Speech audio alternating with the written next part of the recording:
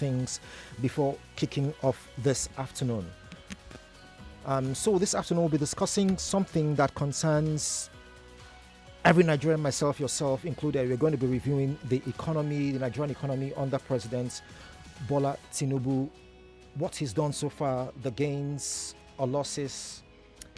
We're going to be examining everything and then, of course, discussing what's the presidential aspirants who are announcing themselves daily need to do as we get into election campaign season. So shortly we'll start our discussion. Give me just 30 seconds to fix a few things, Lagos.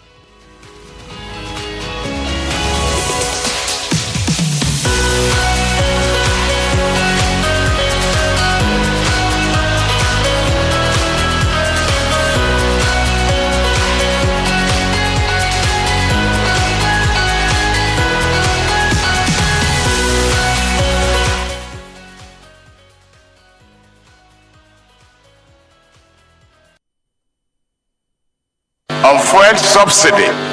Unfortunately, the budget that I've glimpsed before I assume office and what I've heard is that no provision is there for fuel subsidy. So fuel subsidy is gone. Lagos, I'm sure so many of you know that quite well. I mean, that was President Bola Tinubu on Inauguration Day in May 2023, delivering what will become one of the most consequential economic declarations in Nigeria's recent history. He said subsidy is gone. Now, those three words instantly changed the economics of fuel pricing, government spending, transportation costs, food prices, business operations, and ultimately the daily lives of more than 200 million Nigerians. For some economists, it was a necessary correction, something like amputating a leg so that the whole body will be whole. But for many ordinary Nigerians, and I'm for sure for some of you listening to me right now, it marked the beginning of one of the highest cost of living periods in recent memory. There have been other economic reforms under President Bola Tinubu, and nearly 3 years later, the big questions remain. Has the pain produced real economic progress? Could this transition have been managed differently? And as we slowly enter another political season with presidential calculations already quietly taking place, what should anyone hoping to lead this country be saying about the economy? Today on Broad Street Drive, we take a hard look at the Tinubu economic experiment so far. What has worked? What hasn't? What the numbers say beyond the politics, and what the next generation of presidential aspirants must confront if they are serious about fixing Nigeria. And there's no better person to help us break this down than my guest today.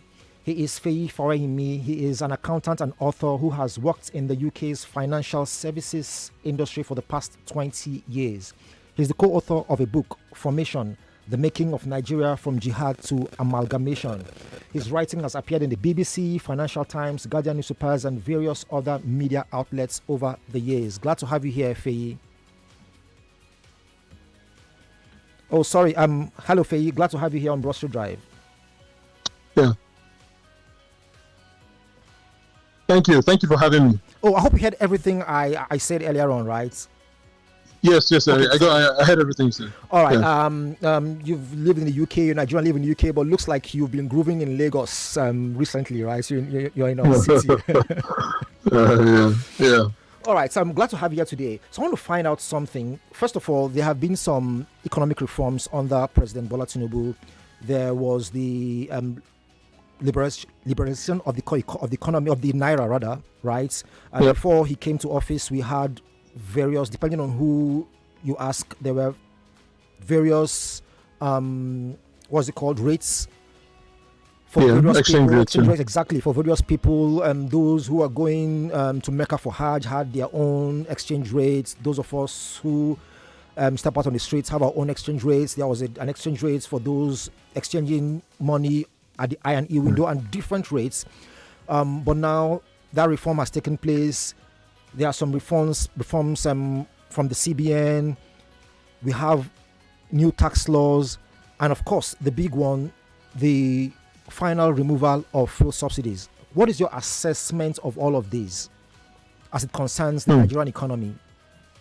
Yeah, I think they were very very difficult reforms. Not in terms of the government doing them; they could be done, but they were difficult in terms of the impact they would have on Nigerians. So they were really really painful reforms. Unfortunately, both of them were sort of tied together because the way the subsidy worked, it was not really a subsidy. It was almost kind of like the government hedging, right? So essentially, what the government was saying was that no matter the price of oil, no matter the exchange rate, you will pay a fixed price for petrol, and the government will cover the difference, right? So it was almost kind of like an open-ended commitment by the government. So when we had petrol prices, say 199 naira per liter, whatever it is, whatever happened to them. So that was the actual price will be determined by the exchange rate and the price of crude oil in the international market. So they were kind of tied together in terms of the exchange rate system and the subsidy, right? Unfortunately, one of the challenges is that when you leave things till very late, the benefit of removing them is not really as the same. So Nigeria had basically carried the subsidy to the point whereby it was crippling the government, right? It was crippling the government's finances to the point where we were borrowing heavily just to pay for the subsidy. Now, at that point in time, when you take it away, when you remove that subsidy, the main thing you gain is that you just stop borrowing, right? It doesn't free up any funds per se, right? It's not like you had the cash and you are using it to pay for subsidy. You didn't have the cash, you were borrowing the cash to pay for it. So the first thing that I stopped was to stop the borrowing. Now, in theory, what you can then do is that since you could borrow a certain amount, say you were borrowing 10 trillion naira a year to pay for subsidy, in theory, what you can do is that, okay, we'll continue borrowing this 10 trillion, but rather than putting it to subsidy, then we can put it to something else. So maybe mass transit or something, but again, you can make the argument that it was never really affordable in the first place. You should never have been borrowing that. So the challenge for this is that the removal was so painful. Like, it was almost kind of like, what Nigerians have gotten so far is just basically somebody has been punching you non-stop and then the person has stopped punching you, right? That's all it is. So it's not as if you're still feeling the pain. Definitely, you're still sore. You still know you've been punched. The only difference is that you just stopped being punched rather than continuing it. So it's been a really really challenging situation, and honestly, I'm not quite sure how the country is still standing on 2 feet, really, because the kind of quadrupling in prices of petrol and then the crazy kind of inflation. I mean, I live in the UK, right? I know what kind of, I know what the radio programs were like when we had a burst of inflation after COVID. And this was just barely double digits, so 10%, 11%, that sort of thing. And it was really, really painful. So, but here, people just deal with food inflation, 30%, that's just that kind of thing. So I guess from a point of view of the government, at least the bleeding has stopped, but the people who really took the pain, who really shouldered that burden were Nigerians. And, that side, the other side of it, like, to soften the pain, to soften the difficulty of living with, this kind of real big change has not really happened. So I guess maybe my summary would be that yes, they were absolutely necessary. I don't think anybody is clamoring for return of subsidy. Maybe after the Iran war, a few people made some noise about it, but there's no big campaign for it that we're bringing back subsidy, that sort of thing. And then the exchange rate as well. One of the things that does, I think maybe if I was to rank them, I'll probably say the exchange rate reforms were probably a better reform in the sense that with exchange rates, what a lot of investors really want is predictability, right? So stability. Yeah, exactly, stability. And I mean, just personally, I know a few people who have taken the kind of bets on the economy now that they will probably not have taken when you know that the exchange rate is 499 naira to $1, but it's a fake rate, right? And it can break anytime. Right. And what we used to have in the days of fixed exchange rates, that it was always a step change. So whenever, for example, when we had say 199 to a dollar, it will stay like that. That fake rate will stay like that for a long time. They'll be managing it. We'll be trying to manage demand. But once it breaks, it won't go from 199 to say 210. No, it will jump like a crazy thing, maybe like 300 or something. So we always used to have these big step changes where the pressure will build up in the system for years, and then when it breaks, but now you have 1,300 or 1,600 to a dollar. You can make an educated guess that all things being equal, over the next 3, 4, 5 years, you are hovering. You're not going to get $3,000. It's not going to be 3,000 naira to $1, right? And that means that when you have that means that you can then make a bet. Because again, if I'm bringing in dollars into Nigeria, the biggest challenge is that if I bring in $1 million today, I invest in something, I might make money, but how do I get out? At what rate would I get out? Now that you have that kind of stability, people are now saying, okay, I can put $1 million in this investment over a 5-year period, and I know that in 5 years' time, I know, so that one, I think, has given that stability in exchange rate has been a much better reform. The fuel subsidy removal one has been a lot more challenging and a lot more difficult for ordinary people to bear.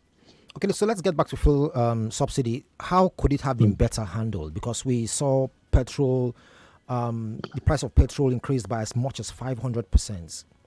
Like you said, it's difficult to see a country where that will happen and everyone will remain normal. Yeah. To be honest, there was no, I think, if we had a situation of, say, you try to remove it slowly, it was going to be a mess. And you know how Nigeria can be. You're going to start getting fuel queues. People will be anticipating the next change and that kind of thing. So there was some merit to removing it at once. The challenge is that, how do you soften that pain, right? And honestly, the main thing is a logistic thing. People don't drink petrol, right? They use it to power vehicles, that sort of thing. And when I come to Lagos, after the subsidy removal, I think I've been to Lagos a few times. When I come to Lagos and I see all these tiny Korope buses, it makes me so annoyed, because this is not a solution, right? A bus that is carrying 5, 6 people is not the solution. Transport is, you have a fixed overhead. So let's say you have a bus, right? The bus has it takes maybe 100 liters or something, and the bus can carry 100 people. Effectively, you are sharing that cost across 100 people in the bus. If you have a smaller bus, it's only some people. Then and if this is how you are running transportation system in a big city like this, then it is a big problem, because everyone is shouldering more and more of that. A small bus that carries 7 people, it fills its tank, it shares the cost among 7 passengers. A bigger bus, right, will have, again, this is the definition of mass transit, and there's a reason why, is what you will find in more advanced countries and all that. You have bigger buses, bigger trains that carry more and more people, so that the cost is a lot more bearable. So I think that would have been the number one thing to have done, right? To have had a better transportation response to it, like maybe big buses, even BRT. Now people complain that you can't get enough BRT buses or something. The train in Lagos, I don't know what's happening. The train system in Lagos has been around for a while, but it just seems it's not growing, right? It's not growing as quickly as I would have expected. Because if you look at a country like Vietnam, for example, they launched a train system in 2019 or so. Before that, if you go to Vietnam, you would have seen little motorcycles all over the place. That was the way people got around. But they launched the train system, and if you look at the numbers, the way it grew, it didn't take long at all before, it was carrying 1 million passengers a day and all that. So the Lagos Blue Line and all that, I expected it to have grown much faster than it has, but it doesn't seem. I don't know. I don't think. I mean, they're not running. They don't seem to be running that many services a day. That's all. So I think the transportation response, right, was where things really, really messed up, and it just left so much to be desired. So in terms of removing the subsidy, I think removing it at once, yanking it off, as painful as it is, was probably the best, given our relationship, given the nature of the country and the relationship we have with petrol. But the response to it was very, very disappointing, to put it mildly. Yeah, but there are people who would argue that would go against the principles of a free market economy, right? If the government starts doing what what I understand you are proposing, right? The government, possibly government funding these big buses and running them. Where does that leave the Korokwe driver you talked about, who owns his own bus and makes his own money? To be honest, they don't have a place. I have to say, I'm sorry about it, but they don't have a place especially in a big city like this. A Korokwe bus does not have any place here. If you go to any mega city, any large city in the world, you're not going to find tiny buses. I mean, you'll find taxis if you want some privacy to get around. You call it taxi and all of that and all. But in terms of moving a large number of people from one point to another, right? It is a mass transit thing. There is no space for small buses. I've lived in London. I think about the number of people who go in and out of London daily is a couple of million, maybe 2 to 3 million people, So people who don't live in London, they come into London every day to work. The city of London, for example, around 2 million lunches are sold in a day, right? So this is a lot of people, they come in, they work, and they go back out. You cannot do that with small buses. You need proper mass transit that can get people at scale. So unfortunately, we just have to imagine that, small buses, corporate drivers, motorcycle riders, they don't have a place in a city that wants to be a big city in the world. The pollution, the traffic, all of that stuff, So I think that's, we really have to imagine a future where mass transit means exactly what it means. Mass taking a large number of people at a time from one place to another. Okay, since we are not just reviewing the economic policies or reforms of President Bola Tinubu, but we're also looking forward, especially as we're getting into election campaign season. There are so many aspirants will coming up to promise different things. Staying on this issue of fuel subsidy and inflation and resultant inflation, what would you say? I know that you're not a fan of the next name I'm going to call. I know you're not a fan of Alhaji Aliko Dangote, right? But he has been able to build a 650,000 barrel per day refinery. Should Nigeria be taking advantage of that in any way to ensure prices, both the pump price of petrol, and inflation reduces? How would that work? Is there any way the country can build with the private refinery, since the government refineries aren't working? Yeah.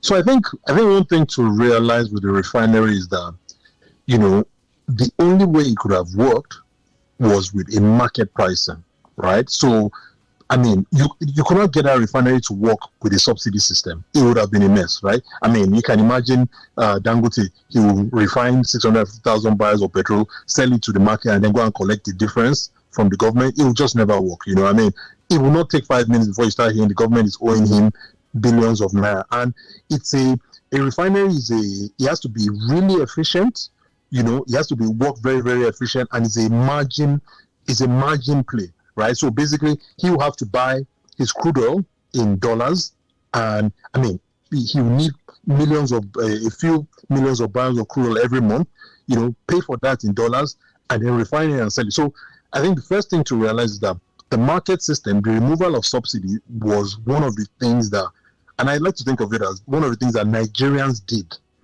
to make that refinery work. Because at the end of the day, it's Nigerians that are paying these new prices, right? So by removing subsidy and Nigerians paying the market price, then that is the first thing to get that refinery to work. So that part has been done and all of that. I think what Dangote actually, because people always talk about, doing things for, I actually say, look, to my mind, there are things that Dangote owes Nigerians as well. There are things that he owes Nigerians as well for the refinery, right? So one of the first things I'll say that he will owe Nigerians is first of all a decent amount of exports, right? To make Nigeria a country that sells things where value has been added into Nigeria. So from that point of view, refine the crude here, export it. That's fine. That's one of the things. The other thing that Nigeria can take benefit of is actually the development of talent. In the sense that engineering talent, people need to begin to pass through Dangote as a business, as a company, and gaining skills. And if they leave, they can then take those skills to other parts of the economy. This is how things happen in other countries. Like, you have a big, if you look at if you just use an example, Apple, when Apple went to China, right? When they set up in China, the people who worked with them, they left there and went to go and set up all kinds of different things. So, you need it to be a place that incubates talent for Nigeria and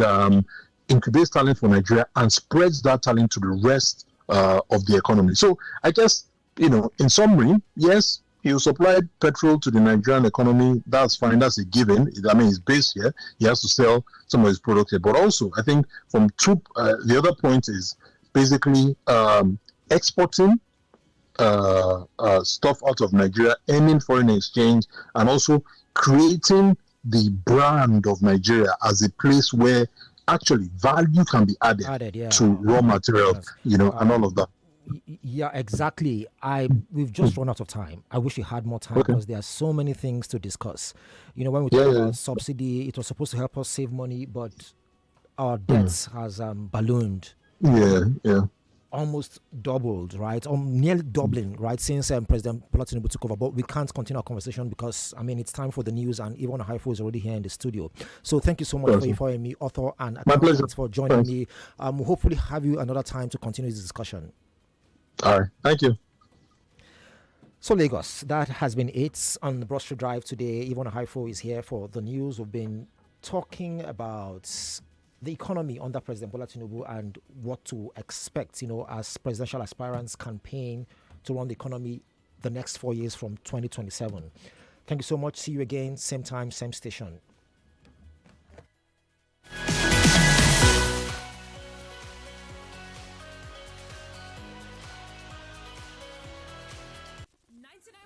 Nigeria Info. We are more than just radio. Subscribe to our YouTube channel at Nigeria Info FM. Check us out on Facebook at Nigeria Info 99.3. Follow us on Twitter at Nigeria Info FM and on Instagram at Nigeria Info FM Lagos for live updates as it happens. 99.3 Nigeria Info. Let's talk.